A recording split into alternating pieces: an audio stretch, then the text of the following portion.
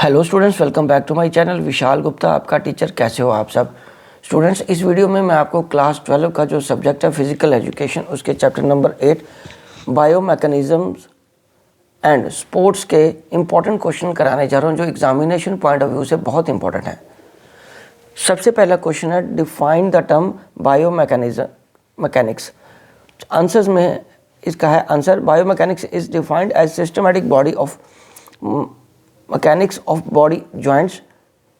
According to its definition in physical education, biomechanics is the study of the structure and function of biological system of humans. आपको ये लिखना है, ठीक है students. चलिए आगे बात करते हैं क्वेश्चन नंबर 2 की। Name the laws of motion. First है फर्स्ट लॉ ऑफ मोशन, जिसको कि लॉ ऑफ इनर्शिया भी बोला जाता है। सेकंड लॉ ऑफ मोशन या दूसरा नाम इसका है law of acceleration. Third law of motion और इसका तीसरा नाम, दूसरा जो अलग नाम है, और लॉ ऑफ रिएक्शन। तो ये तीन नाम आपको इंपॉर्टेंट है, इनको याद रखना। ये मोस्ट एक्सपेक्टेड और इम्पॉर्टेंट क्वेश्चन होता है हर बार। Question number 3, what is lever? Lever is a rigid bar which is capable of rotating about a fixed point called fulcrum. Question number 4, while walking which law of motion is used? Answer, while walking, third law of motion, that is law of reaction, is used. Right students? चलिए अब हम आगे बढ़ते हैं question number 5 की तरफ। Question number 5 है, what do you understand by equilibrium? So equilibrium, ये फिजिक्स की बात हो रही है, इकोनॉमिक्स नहीं, ध्यान से समझिएगा। Equilibrium is defined as the state of balance or a stable situation where opposite forces cancel each other out and where no changes are occurring.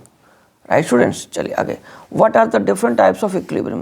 There are two types of equilibrium, dynamic equilibrium and static equilibrium. Next question, question number 7, what is center of gravity? So center of gravity is that point in a body or a system around which its mass or weight is evenly distributed or balanced and through which the force of gravity acts. 6, what is a force?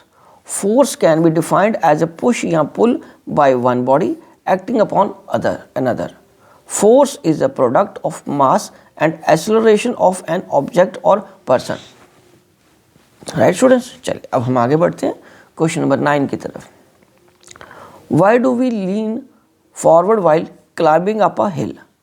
Answer, we lean forward while climbing up a hill to keep the center of gravity low to maintain stability. Okay students? चलिए अब हम आगे बढ़ते हैं question number 10 की तरफ। Which law of motion helps an athlete to take a quick start of a loom race?